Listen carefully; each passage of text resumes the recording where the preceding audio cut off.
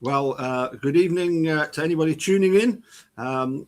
Great to have, first of all, great to be back at Sheffield. And my guest today is Karl, is it Fiala?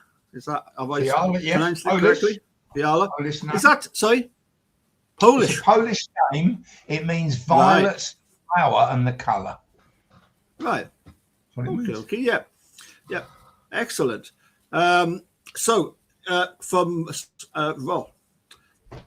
that might make the next question a whole lot easier.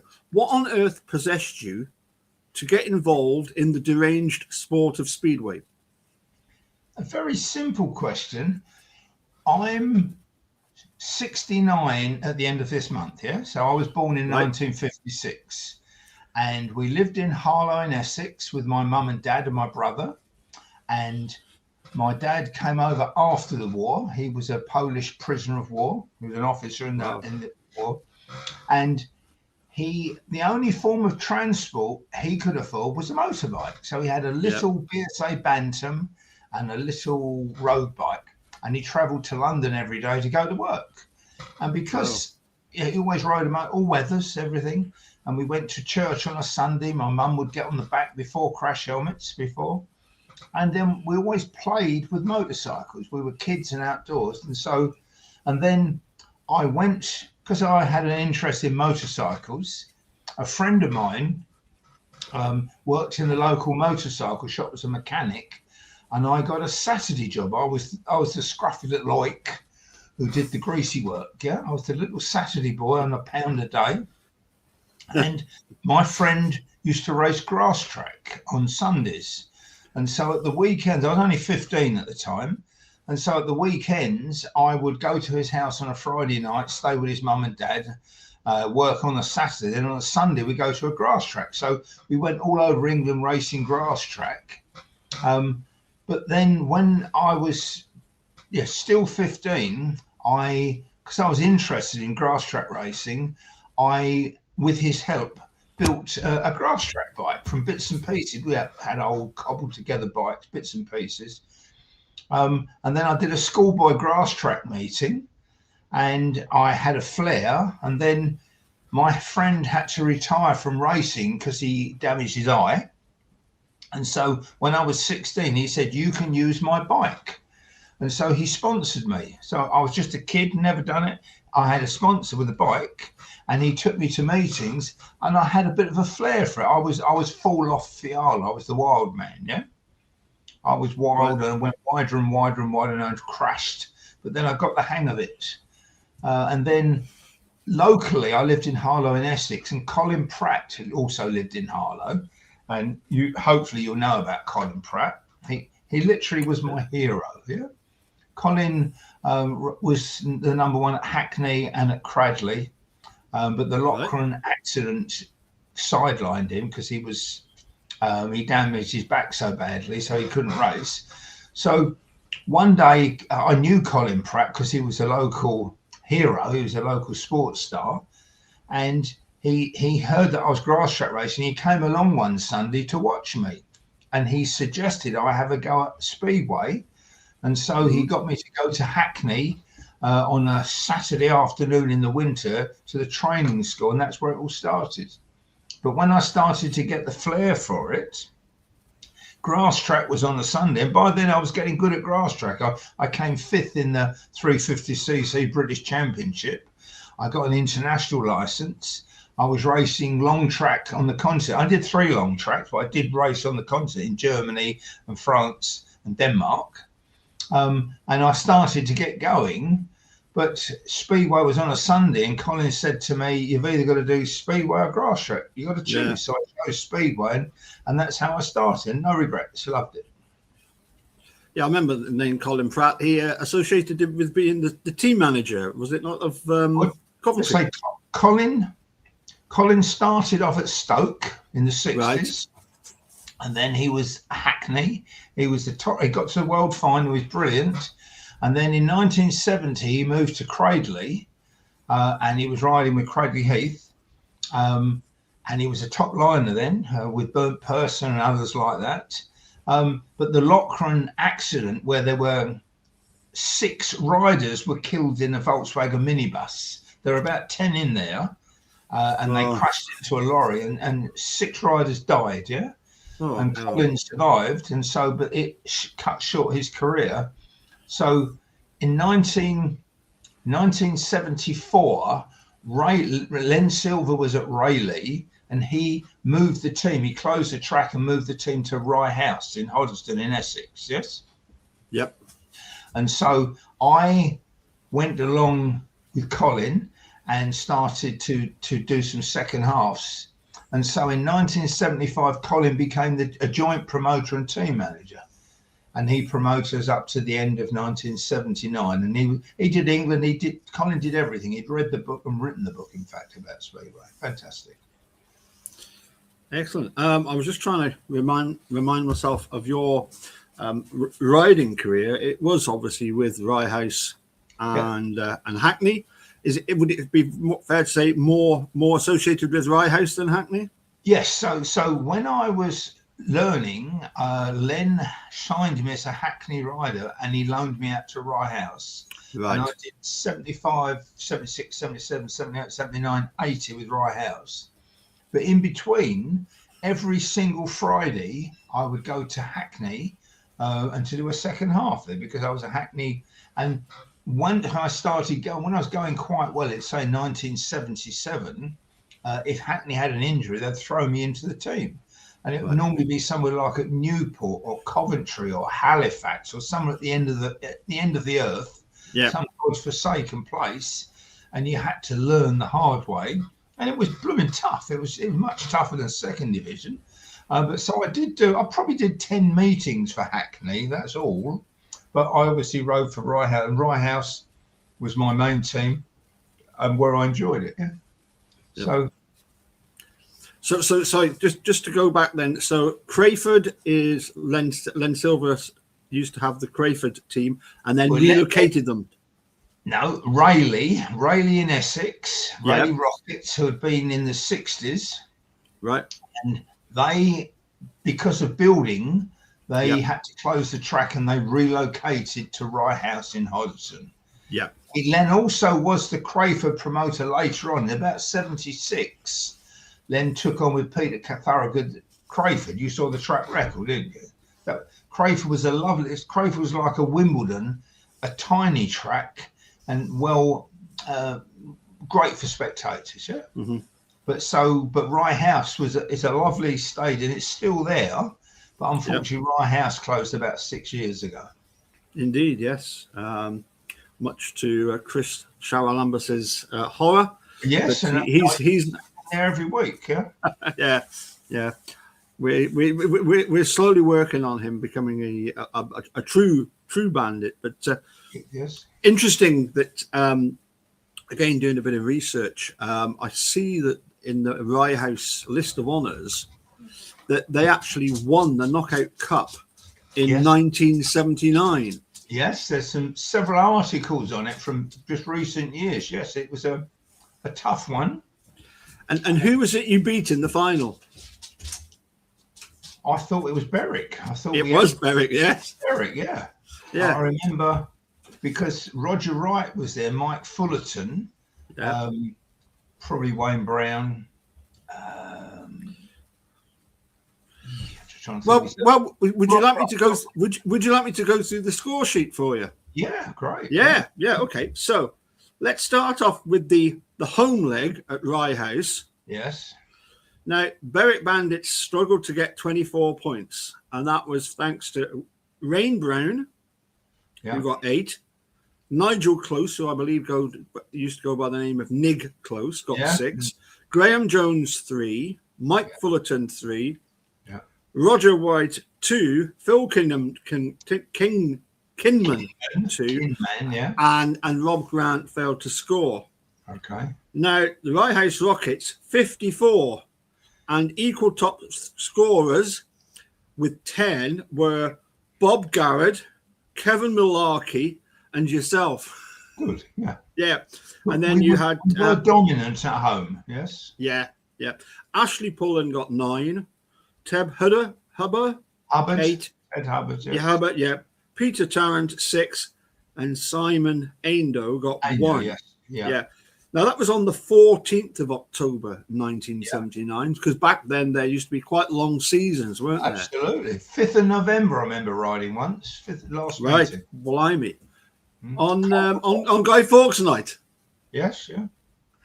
Blimey. Yeah. So the second leg was the 27th of October, 1979. Yeah. And the score was Berwick 40, Rye House 38.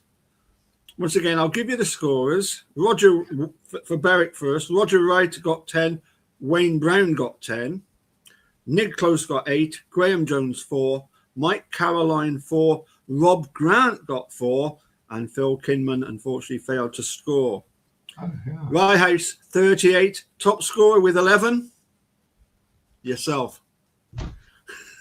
It came down to the last race, obviously. I remember it now, yes.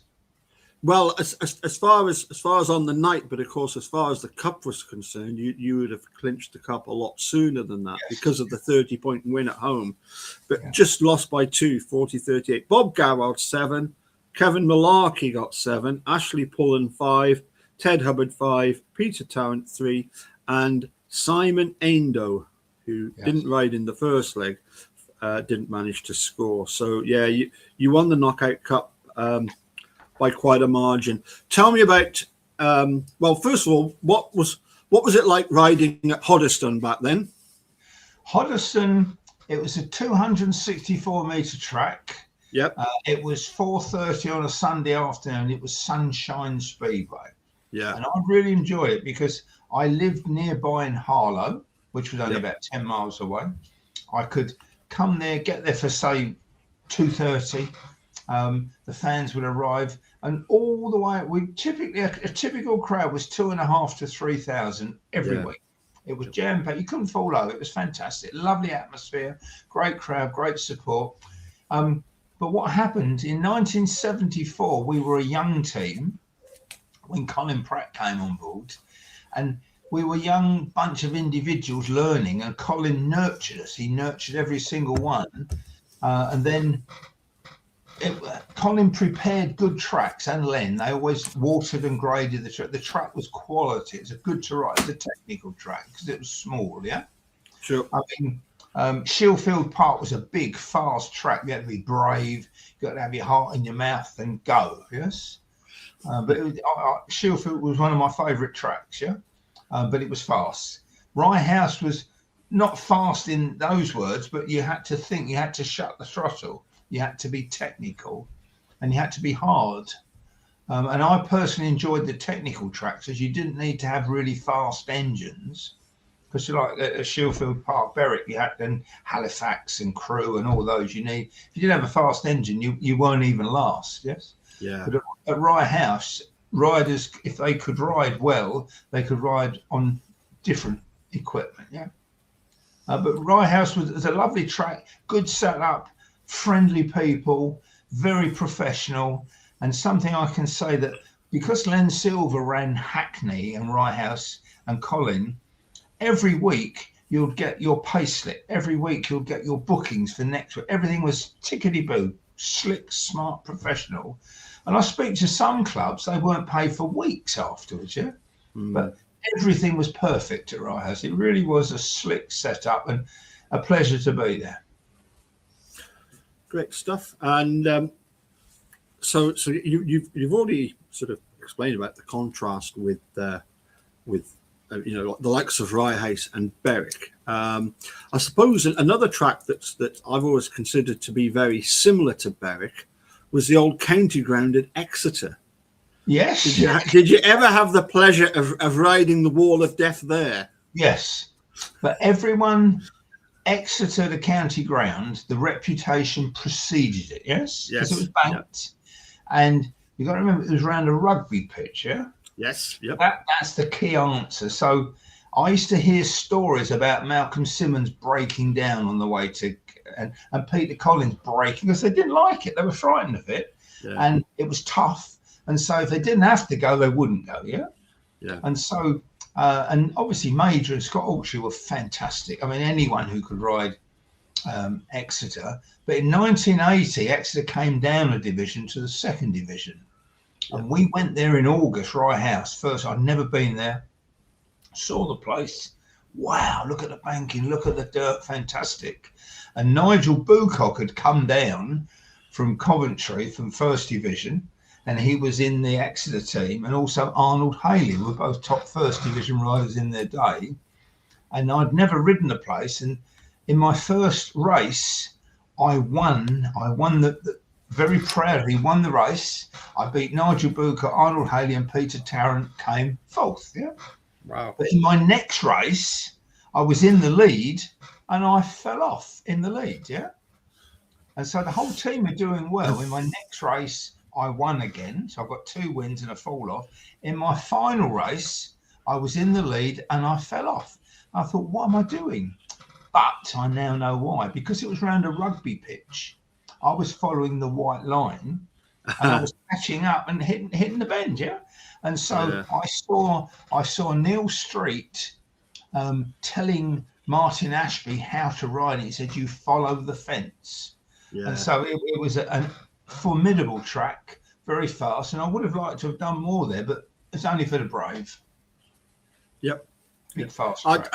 I must admit, the first time I went there, I mean, I've listen, the nearest I've ever been to being on a Speedway bike was I once sat on one when it wasn't moving, and that's the closest I've ever been to riding any kind of motorbike. I've never ridden a motorbike.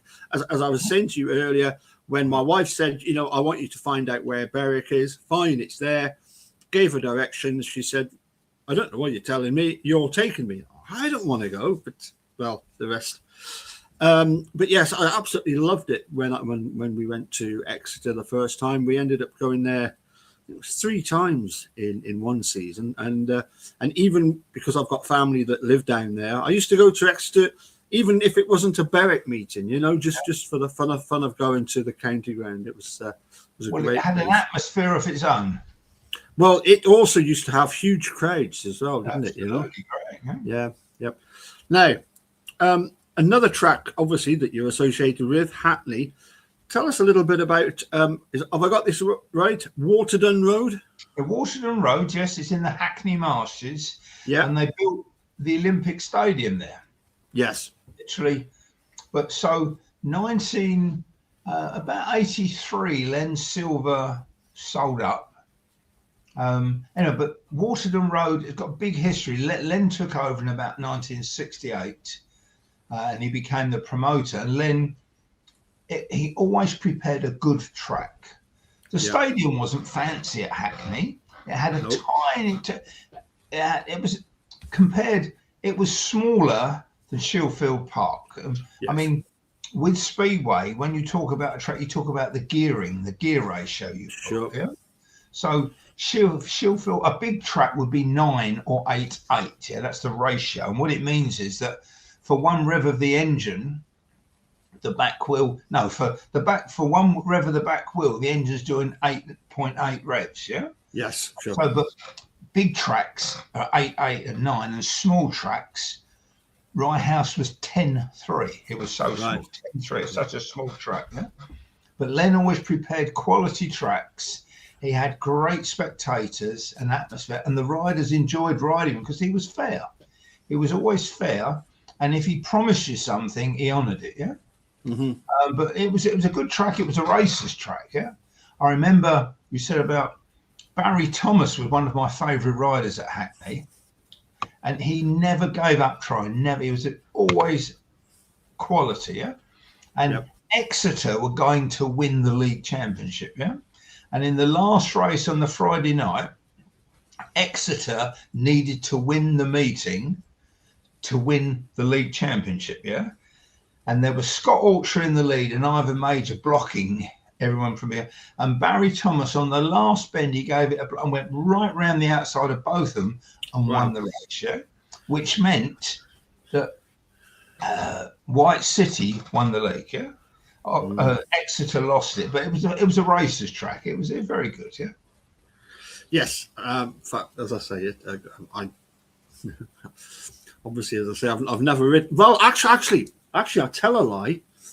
One of the things you used to do at Exeter was you used to park near the pits, but then you'd go around to the bar and you could actually drive your car all the way around the track, which you did. Wow, that'd be interesting. Yeah, I remember doing that a few times, actually. Yeah. Yeah, absolutely. Yeah. Yeah, that's yeah. I've just remembered that we used to jump in the cars and just drive around to the bar and pick up whoever wanted to lift back up to Scotland. If you've never ridden a motorcycle, riding a speedway bike, riding a motorcycle just tells you how to let in and out a clutch. Yeah. But then when you go around bends on a road bike, you have to keep adhesion on the road. You go sensibly, yes? Yeah. But riding a speedway bike, as you know, is nothing like that.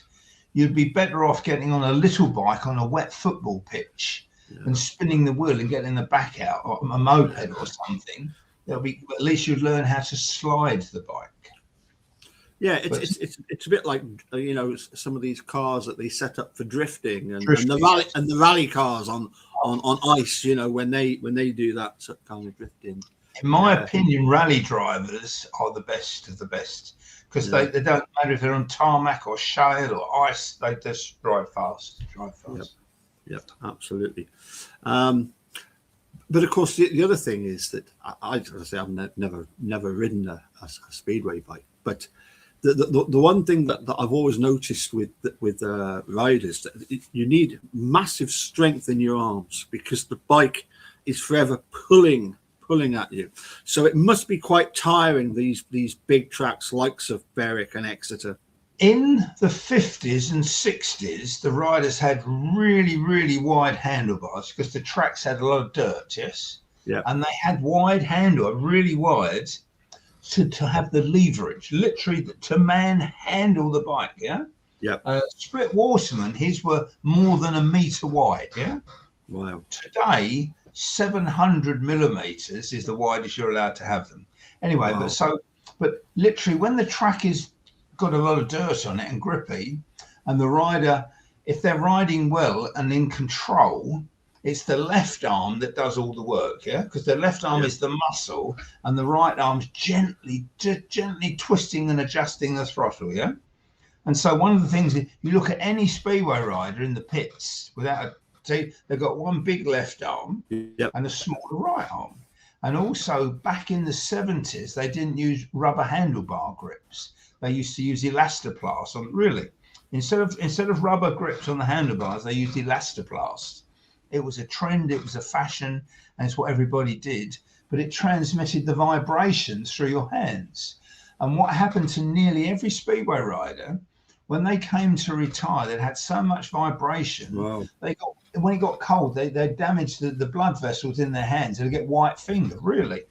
And when I retired, I had 3 white fingers on a really cold day and one over here because this one's not doing much. He's doing the throttle.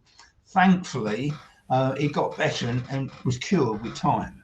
But yes, they've got to be really strong, strong upper torso. The likes of you still there? Yeah. Can you still hear me? I can. There? Yes. As I say, I think yes. I'm still here, and yes, you did drop a wee bit, but we got most of what you were saying. Some of the riders now drop their handlebars, and they have different styles because the tracks are now slick, and they don't need some. Yeah. They're very strong, of course. But when there was dirt on the track, upper body strength was paramount. Yeah. Excellent. Now, also, I wanted to ask you about the... So 1979, Rye House Rockets, they won the Knockout Cup. But also that year, I'm just going to give you the rundown for the Riders' Championship, which was held on the 29th of September at Wimbledon in 1979. Oh, isn't it? Yeah. Yeah, well, we've got... Do you remember who the winner was on 14 points? Yeah. Ian Gledhill. And he died from, he was epileptic. He died about 5 or 6 years ago. Yeah, no, but he won it, and he won it fair and square. Yeah, he's a good rider. Yep. Who did he ride for? He rode for Stoke. Oh, right, yep. And then, funny thing, Andy Graham was one of the favourites for it, and he was the top rider at the time. And you see that Nigel Bucock, I think, I came joint 5th, I think, in points, but Nigel Bucock, it went Gledhill. Who were the top 3? I'll give you the rundown. I'll give you the rundown, yep. Actually, you mentioned Stoke. It's one of the other places. It's one track that I never managed to get to, and of course Luma Road is no more. But I never got to. How did you find Luma Road? It was. How did you find the track there? There weren't any tracks. I didn't like Crayford. You saw the track record at Crayford. I didn't like Crayford. I liked all tracks. I got no complaints because most tracks were fair, slightly larger. Stoke was okay. There was a great big hill into the pits. When you went onto the track, you had to go down a hill. It was probably quite a large, not as big as Sheffield Park, but some of the tracks, sometimes they cheated by making them they didn't look after them. They were deep with dirt, like Blantyre and places like that, which is not fair because spectators come to see racing, and if all riders should at least have a chance. The track's the same for everyone, of course it is, and it's down to the skill of the rider to adapt to it. But there weren't any tracks, but just Crayford was so small, it was deceptive. The first bend dropped down 2 metres. Can you believe that? From the start line, it dropped down 2 metres to the first bend at Crayford. It was a most unusual place, but very popular. Well, I was going to say Sheffield is obviously, I don't know if it's always been the case, but it's got this huge drop from bends 1 and 2 down to bends 3 and 4, where we've got the huge banking. It's probably the most banked of any track. Anyway, sorry, just to recap on the 1979 Riders' Championship, which was held at Wimbledon on the 29th of September. First on 14 points was Ian Gledhill. Second, Steve Wilcock, 12. And then you've got in 3rd and 4th place, obviously they must have had a runoff, Andy Graham and Nigel Bucock, with Andy Graham actually coming out on top. Yes. And then in fifth joint 5th place, because there was no runoff, Alan Emerson and yourself. Yeah. Both on 9. The sad thing for me was in my last race, and I was coming alive, I got a puncture, and so I didn't get any my last race. But it's just one of those things, So and the stadium was always full. All of the teams bring coach loads of supporters. Great atmosphere, really good. Sure. I'll just give you the next sort of. I'll give you the rundown, and if there's any riders you can particularly remember, and can tell us anything about, that would be great. 7th, Rob Hollingworth. Yeah, with Boston. Yes, Boston. Right. So there was 1, 2, 3, Rob Hollingworth. 4. Excuse me, Rob Hollingworth still riding today. Wow. Still riding today in the Veterans. Really? Yeah. 5, finished on 8 points. Rob Hollingworth, John Jackson. Yeah. Ellesmere Port. He was John. So that's Liverpool, yeah? Yeah. Yes, it's just near to Liverpool. Yeah. Big flat track. Right. Les Rumsey. Yeah, he was Canterbury or Oxford, and he actually went to Crayford as well. Good rider. Now, I'm sure I've come across this name before. Ray Bales. Yeah, Ray Bales. Ray Bales was Boston and Mildenhall. Right. His dad was a top rider for Norwich. His dad was a top rider in his day. Billy Bales, yeah. And his dad's name is actually Raymond Bales, but they called him Billy Bales back in the the 50s and 60s, the top man. Yes, Bravo, good rider. Yes, sure. And Nigel Flatman. Yeah, Peterborough. And Nigel's still riding today in Australia. He was riding this weekend. Really? Well done. Yeah, I was going to ask you, Mildenhall. I have been to Mildenhall, and before I went to Plymouth, the new Plymouth, Mildenhall I thought was the smallest that there is, and I'm thinking it can't get any smaller. And lo and behold, there's Plymouth, which is even smaller. Well, I would say Crayford's got to come because Crayford was tiny. Right. As well. Yeah. Mildenhall, and I went to a meeting end of last year. Mildenhall was small. It was almost round like Barrow. Did you ever go to Barrow? I never went to Barrow. No. It was almost round, and Mildenhall was similar. Mildenhall had a dog track around the outside, and that's gone now. Yeah, but they've re-engineered it, but it's still knocking about, which is good. Well, I must admit, when I went to Mildenhall, I enjoyed the setup there. And of course, they do a lot of stock car racing there, don't they? And they do the stock car outside of the Speedway track. So the Speedway is kind of small because it doesn't use the extremities, if you like. I'd never been to stock car racing, and last year I went to the last stock car meet, and I couldn't believe how many 30 cars on the track, around that track. Yeah. Unbelievable, couldn't believe it. Yeah, but our claim to fame is in 1979, Mildenhall and Rye House were debating the league championship. Yeah, and what happened we had a meeting during the year which was rained off or cancelled, so it came right to the end of the year, and it was who was going to win. So when they came to Rye, because we were both Sunday tracks, yeah. So we picked it for an Easter Monday, and so we beat Mildenhall at Rye House just by a little bit with a huge crowd, about 6,000 people, which is fantastic. Wow. Yeah? And then the next weekend, which was a bank holiday, we were at Mildenhall, and there were probably 7,000, 8,000, 9,000. You couldn't fall over. There was the grandstand behind you. Yes. Fall over. Yeah, it was absolutely heaving. Yeah. Brilliant. And it came down to the last race at Mildenhall, and I'm in it with Bob Garrett. Yeah. And we had to win the race to win the league championship, to win the meeting.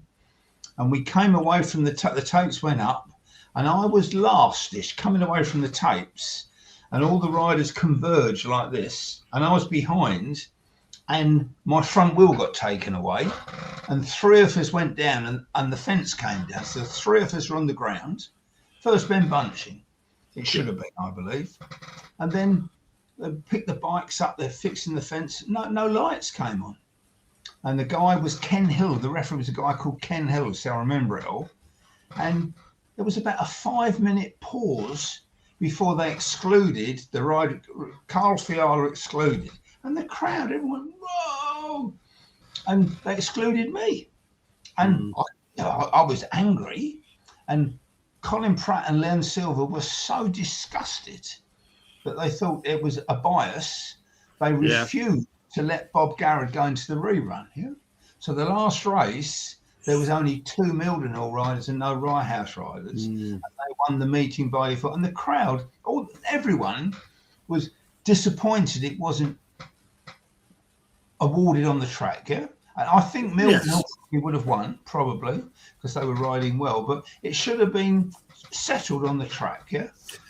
And so we didn't win the league that year, which was a bone of contention. And people still talk about it today, which is nice. It's unfortunate, that, isn't it, Karl? Because it shouldn't be a case of talking about the referee. No. We should never be talking about referees. And yet some of them, they seem to want to be the almost like the little Hitler, doing things their way. And, as you say, just... if you've got a first bend incident, put everybody back in. Don't mess about. Put everyone back in, and to see the race. People have paid to see 4 riders in a race. Yeah, exactly. It's such a shame, but Anyway, getting back to the Riders' Championship, there's a couple of names here on the list. So, Nigel Flatman and was one of the ones that got 8. One of the 5 riders that got 8. Peterborough, yes. And then on 7 points was Dave Perks. Yeah, great rider. Yep. Dave Perks was from Nottingham. Long Eaton, Nottingham, a top rider. In 1980, Dave Perks rode for Cradley as well. Right. And he was a quality. Like, do you remember Tom Owen? Owen. As I say, because I only started watching in '88, I don't know if I've ever seen any footage of him, but I do know that his Tom Owen is one of these names that's sort of highly revered among Speedway fans.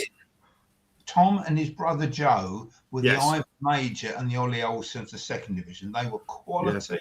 They were almost unbeatable. Yeah, Tom Owen quality. Yeah, but obviously, and he would normally win most championships, most meetings. But so Dave Perks in 1980, he was head and shoulders one of the top few. I've literally got the averages here. But literally, from the top riders in 1980 were Dave Gage and Dave Perks, Mike Fiera, Steve Wilcox, Paul Woods, Kelvin Malarkey. They're all with 10-point averages. Yeah. Highly rated riders. It was just nice. But say Dave Perks was a quality rider. Yeah. Yep. Obviously had a bad day. Number 13 on the list here for 1979, Steve Lawson. Now, I'm old enough to have seen Steve Lawson ride. Quality, yeah. Steve went on, Mr. Glasgow. Yeah. Steve, for somebody, was so professional and so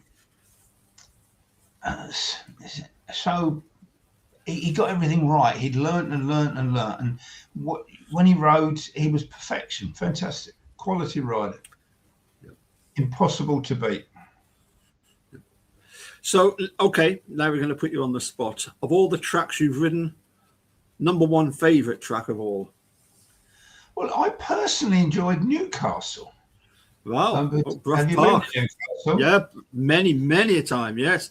Newcastle, before and after they knocked the stand down. Yeah, but Newcastle, I mean, Ivan Major started. There many top riders started, but it was bumpy, it was long, it was narrow, it was tough, but it was hard, yeah? And when we first went to Newcastle in 1975, Joe and Tom Owen were head and shoulders above anyone, and Joe could almost lap riders, yeah? He was that good, really. But Newcastle was a technical track. And if a team went to Newcastle, they'd come away, you'd be lucky to get 30 points, because they were so. But in 1979, one of my biggest dreams, one of my biggest hopes was to be able to beat Newcastle. And we beat them twice, and I got a 12-point maximum. And it was because it was such a difficult. Phil Kinman actually rode for them as well at the time. Yes. But Newcastle had some really good riders, and it was a tough team to beat. They were hard. But so I didn't. Rye House was a great track. Out of all, I'd say Rye House, but I like Newcastle, yeah.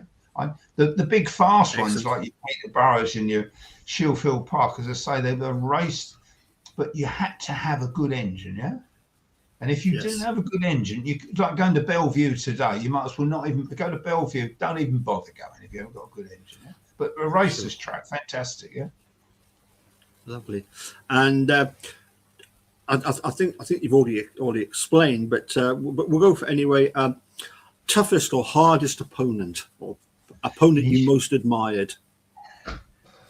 As I said, Tom Owen was such a solid rider. And he was fair, John Jackson, but Tom Owen was fair, and he would give you a wink. When you went to his track, he'll tell you what gearing he was pulling. He was fair, yeah, but he was hard and almost unbeatable. But there were riders. You've heard of Jack Millen, haven't you? Oh yes, yep. Well, Jack Millen was a New Zealander, and he was a real character, yeah, and he he was like a modern day Nicky Pendleton's got nothing on Jack Millen. Jack Millen was so tough, and Jack Millen got such a reputation, and he was hard. But when he wasn't racing, he was fair, yeah. Sure. But when he rode for Stoke, it was Chesterton Stoke, and Jack Millen came down to Rye House, and I was only about 18, and in one of the heats in the middle of the meeting, I noticed that Jack Millen fell off in the race, and I didn't know at the time. I looked at the programme. When it came up to my last race, Jack Millen came up to me, and we're just about to get them. He looked, he says, "I'm going to have you, boy. I'm going to have you, boy." Yeah? And I knew what he meant, because he did do that. He would have people off. And during the race, I could hear him buzzing and buzzing and buzzing to get me. He was really going for me. But I was so frightened, I kept in front of him and beat him. But there were riders you respected because of their reputations, and some, but nearly all were fair. They were fair and hard. And some, some had good days and bad days, but your Tom Owens and John Jacksons, they were fantastic. Dave Perks, in the Dave Perks was almost unbeatable. Yeah? Wow. Yeah. Okay. And another quick question: Karl Fiala, was he a gator or a racer? It was a gator. A gator. Yeah. But I could overtake. I was a good starter. Never ever broke the tapes ever. Never broke the tape ever. And you could move in my day like Major. You could move in, as long as you didn't break them. I didn't come from last to first very often. We're very lucky. In 1980, there was an interleague tournament at Rye House, and it was Cradley, Coventry, Hackney, and Rye House. Yeah. Wow. So Bruce Pennell was there. Yeah. Bruce Pennell, Bo Peterson, top riders. Yeah. And it was televised, and I've got it on video. I'm so pleased that I've got some nice videos of successes. Yeah. And in one of the races, I went right round the outside on the first bend with all of them, and I won the race. And Ollie Olsen was in the race. Yeah. Wow. I wasn't someone who came from the back all the time. I was a good start, so I was normally in the front. Normally. Excellent. So a gator, I'd say. Sure. Now, am I right in thinking that you didn't really ride Speedway for that many years? I think looking at the record, it's like mid-70s to 1980. 1980. Yeah. So, and the question is, what have you done since in Speedway? Well, I want to tell you why I stopped. Yeah. Yeah. You didn't know Colin Pratt. Colin Pratt was a Londoner, and he was kind of like sort of thing, that was Colin. And I always wanted to be like Colin Pratt. Ivan Major was my hero, yeah? Ivan was, in my opinion, the best ever. Even beating Tony Ricardson, because he did it before them. He was the forerunner. Sure. Really? Schmarslick now takes it to another level, yeah? But Major did it before any of them. And so I wanted to be like Colin Pratt. I wanted to be a professional Speedway rider and earn a living from it. Yeah? And it was blooming difficult. In the second division, probably only Tom Owen made a good living. We all worked, but I kept my job going. So I was very lucky. After the National League Riders' Championship, I was nominated for the silver helmet, which was the silver and gold. Yep. So I had to challenge. First of all, I challenged Andy Graham at Milton Keynes, and at home you had to win 2 out of 3. Yeah, so you went to their track 2 out of 3, your track 2 out of 3, and if it's a draw, you go to a neutral track. Yeah, and it meant you were the best rider of that month. Yeah. Yep. And so I beat Andy Graham and won the silver helmet, and I went to Stoke and beat Ian Gledhill. So they were the 2 top riders that year. And then in the next year, the first opponent was Les Rumsey, it was equal. He won his home leg, I won my home leg at Rye House, and we had to go to a neutral track, and he beat me 3-2. Wow. And he won it fair and square. But so I'd won the silver helmet, and I just wanted to win the league championship. Yeah. Yep. But I thought, I'm not going to be Ivan Major. I did win a World Championship qualifying round once in 1977. I was thrown in at the deep end, and it was at Rye House with lots of first division riders and such. And I got a 15-point maximum, the track record. And the guy who came second was Les Rumsey. Les Collins came, and Les Collins came second in Los Angeles in 1982. Oh, well, yes. This is a hero of mine, actually, because but so I'd achieved many things I wanted to do, but I wanted to win the league championship for Rye House, because we were sponsored by a company called Infradex and Colin Pratt, and they had nurtured us, so we came together like this. We became a powerhouse of confident young riders. We nearly won the league in 1979. So in 1980 we were dominant. And so it came down to the last meeting of the year at Middlesbrough. And because it had been rained off during the season, we got halfway through and it was raining, so we went back and we had to win at Middlesbrough because the next night was Blantyre, which was horrible. And so it came down. I'd have 4 rides. I was on paid 12 and I was in my last race, and I had to win the last race to win the meeting, and I was fired up. And I was in the lead, and Mark Courtney fell off and they stopped the race. So, and I thought, oh no, the last race, I've got to win it, to win the league championship, the last meeting of the year. And so the referee excluded Mark Courtney, but still Mike Spinks was in it still, so he was a good rider. And so I went out and I won the last race, got a 15-point paid maximum, and we won the league. And I went, yes! And it was an ambition. And then on the way home, we all celebrated. And I said, I've done all I've wanted to do in Speedway. Yeah. And next year, Bob Garrett was going to Leicester, Kevin Smith was going to Poole, and Ashley Pullen was going to Reading. And I thought the team will be decimated. I've got to start from scratch. I said, now's the time. So I went out on a 15-point maximum and the league championship, and I'm no regrets. Happy, fantastic. Yeah, I out at the top. And that's why I retired, and I kept away for 20 years because I was frightened to go back in case I got the bug to ride it. I had to break it. And Len Silver was very generous. He offered me very, very lucrative deals to come back. But Speedway had changed. In 1980, 81, the Speedway was starting to get expensive. I don't know whether, 1976, they brought in silencers. That was a big feature. In 1979, they brought in cutouts, which was great. That was good for safety. But in 1975, they brought out the Westlake and the Street 4 valves. And you could buy a bike in 1974 from Barry Briggs for 400 quid, a complete bike.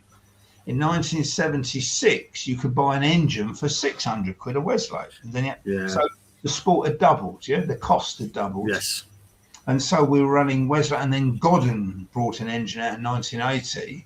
And then in 1983, GMs came out, and Egon Muller won the world champ on a GM. And then the engines, the cost went crazy. Yes. What used to happen in Speedway in 1975, you could buy a Barham tyre that was pre-cut, 7 quid.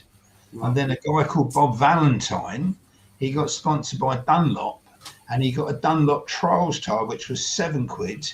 And he realised if he put in 3 razor cuts in each nozzle in the middle and 2 on the side, which took an hour, and it was better than a Barham. So everyone went from Barham, 7 quid, to Dunlop with an hour's work, and we quadrupled our tyre bill. And a Barham tyre would do 7 meetings, and a Dunlop would do 4. And so Speedway was getting expensive. And then the way it evolved. But in 1995, laydowns came out, and I blame Martin Hagen for that because he pioneered the modern laydown. And then the engines now, they rev to 13,500 revs.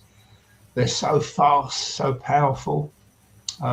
It's a different sport now. Yeah. Yep. So finally then, one of the things that you were telling me that you did do was to set up a Facebook page. Yes, what happened was about 2010, a friend of mine said, you should, I'm in my office at home. I live in Thaxted in Essex. I'm very lucky, got a lovely home, family, everything. And I was running a print and direct mail business. And a friend of mine said, you should join Facebook to network. And I said, I'm not interested in Facebook. I don't want to see pictures of dinners and things and all that rubbish. Yes. Yep. So I joined Facebook and I thought, I really don't like this. Yeah. And then I put a couple of Speedway pictures on there.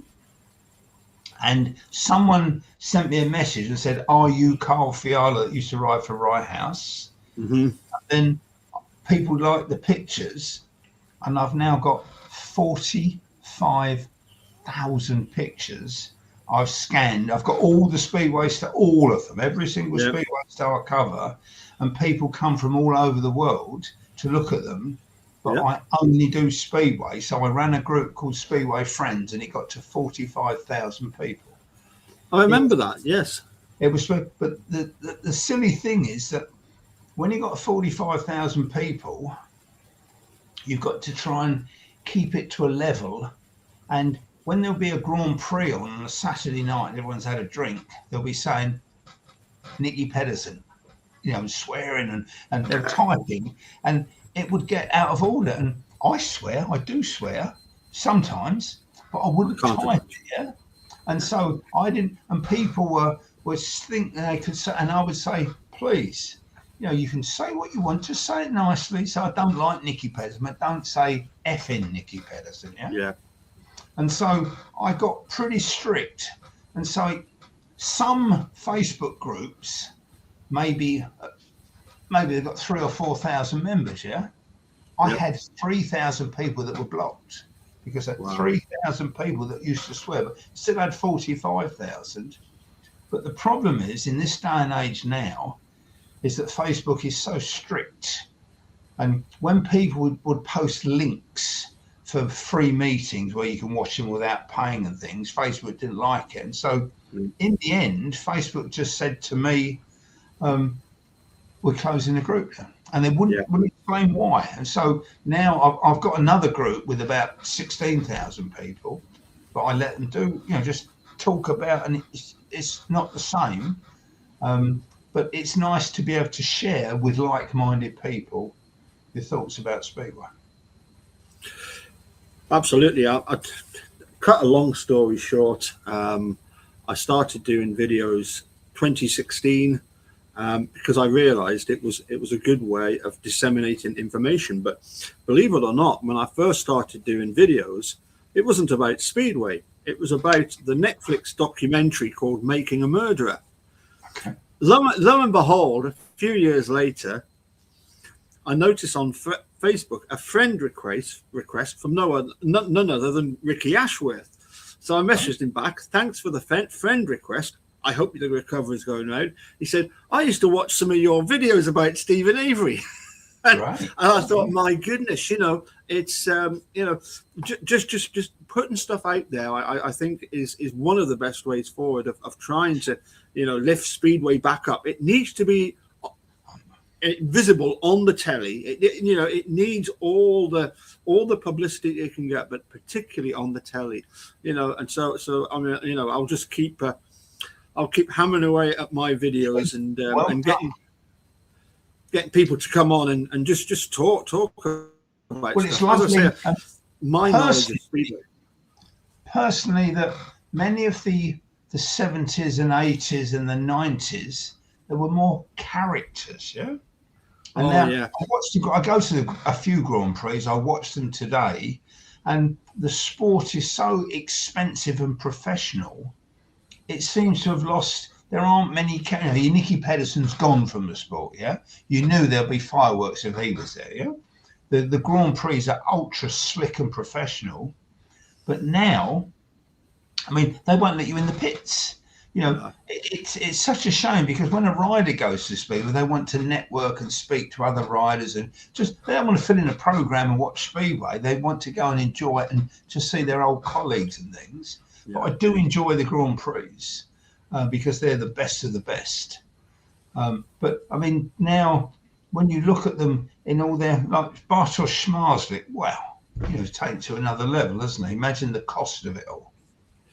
Yes, I suppose as a final question for yourself, Karl, having followed Speedway so much, I get the sense that you see that there's some things that have not been good for Speedway. Have there been any improvements, do you think, in the sport, or would it be a case of if you could press the button on the time machine, take us back to the 70s? There were promoters. So, example, there were a few like Charles Ochiltree, who were promoter at Coventry. Len Silver. There were a couple of guys, and they worked there. So Ian Thomas. There were some really good promoters. They'd do anything to put the word out there. But what's happened now? This is the thief. The mobile phone. Yeah, we can watch it. It's so easy not. I'm just trying to describe. Now youngsters, they've got other things to do and to look at. Yeah. Yep. I mean, when I was a kid, I was excited to get my first little motorbike on there, a little moped or something. I'd go along to watch. But kids now, they don't want any of that. They're too cool. They got their phones. They got their bits and pieces. But for a rider now to start, they've got to have a van. They've got to have 2 bikes. If you haven't got 2 bikes, no team will take them on because no one will lend them a bike. And so probably 40 grand is the base investment to be ready to ride for a team if you're good enough. Yeah. And then, you don't get the crowds. I mean, back in my day, as I said, we'd get 3,000 people, and it was only a program was 20p. Really, for a program, it was like £1.80 to get in, and with 3, it was fantastic. The atmosphere, and it really was enjoyable. And there was all action. Now there's so many pauses. When the riders get on, they do the gardening. You can keep that. That's spoiled the sport, I'm afraid. And I understand they need to get a good start. I do understand that, but it's a shame people go to watch action. I mean, if you watch a Grand Prix on the TV, there's penalties. If there's the riders have got to be at the tapes on time. It's slick and smart. Yeah. Yes. But when there's a league match or something, it drags and drags. Riders don't even ride round now after a race and wave to the crowd. Yes. They go straight into the pits. They don't. No, I'm not booking. They've realised who paid their wages. And, if you just went round and waved to if you win a race and then someone can't see you going to the bar afterwards, but people want to associate because the sport has evolved to what it is now, I'm afraid. It's very slick and smart and professional looking, but when I look at the riders, they all look the same. I have to look at the helmet colours to see who it is. Sometimes they've both got similar colour Kevlars. Yeah. And I can't tell they don't have body colours anymore. There's a tiny thing on there like a Bellevue Ace or something. And some meetings like Bellevue is fantastic. I really enjoy watching the racing there. And I wonder now what's going to happen because I don't think they'll be showing the league matches in the week this year, will they? It's down to. I haven't heard anything, but I believe British Speedway Network, which is a different subscription, will do it. Right? They're very good. They are excellent. Before we had TNT, which did the Monday meeting from Bellevue or Sheffield or somewhere, but that's not happening this year. I think they're still doing the Grand Prix, so I'm going to miss that. So I might have to invest in BSN, I'm afraid. Well, the good thing about BSN is you'll get to hear Greg Blair, and he's absolutely brilliant. In fact, claim to fame, myself and James Black, we started doing our videos, as I say, about 3 years ago. We quickly got Greg on board, and he became the host. He hosted the whole thing because, of course, he's a Speedway rider, so he could talk to other Speedway riders, and he's done absolutely fantastic. It's great fun. We actually had last week, Berwick Speedway actually put on a rerun of one of the meetings against Bellevue, and he won 4 of his races. He won from the back. He went from last to first. So he's a racer. It was absolutely. Oh, he definitely.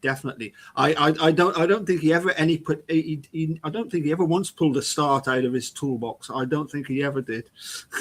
It was always from the back. One final question: you mentioned a certain character who I got to know very well in '89, a certain Mr. Courtney, Mark Courtney. Did you ever have the chance to spend any time with Mark? Well, no, I know obviously son, but was it Sean's his son, isn't it? Well, you've got Sean is his brother, younger brother, and then his sons are Jamie and Scott, and they're the ones that kept Speedway going back in 2016. He was a formidable rider, but when a team went to another track, there were certain riders who were the confident, the friendly ones. You'd say Tom Owen would always come up because it didn't matter where he went, he could just confidently speak to everyone. But some of them, they wouldn't even look you in the eye because they had to beat you. Yeah. So I knew he became a top mechanic in the Polish, and all the things. I keep pace. I know what's going on in the Speedway, but I didn't know him personally very well. Oh, right. Which I would like to. And what is nice now, in example, I was part of the World Speedway Riders Association. Yes. I helped run that for 10 years. But then when we would, I do a thing. Do you know what Where Are They Now is? I think I'll have seen it mentioned on various Facebook posts. Have a look on my page. Where Are They Now? Where Are They Now? Yeah. It's mine. I do that, and I've done 507. But when you'd find a rider like Dougie Wire or Ricky Ashworth or some, everyone's in there. Ivan Major, you name them, Ronnie Moore, they're all in there. Yeah. Yep.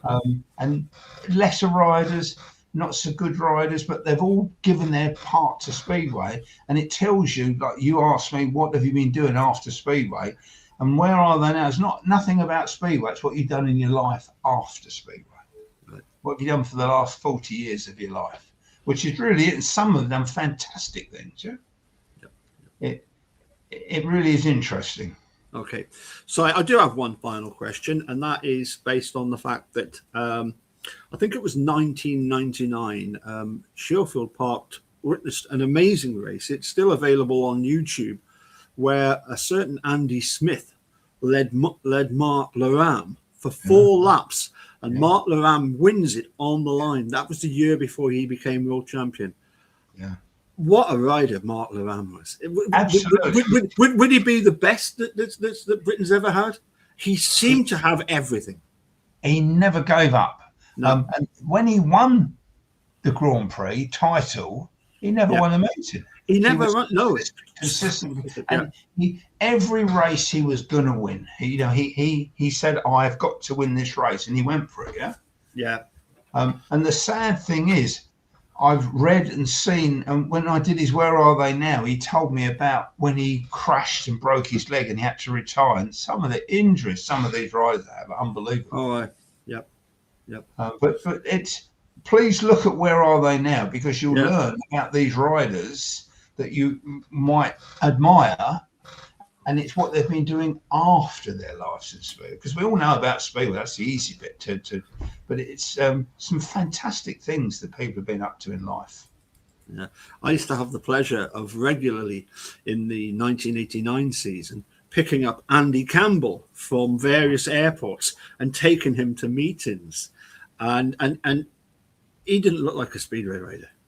He didn't talk. He didn't dress like a Speedway rider. You would have never have known he had anything to do. Campbell, because with Where Are They Now, I say to people, please would you take part? And Andy Campbell always says, yes. Yeah. He ain't going to do it.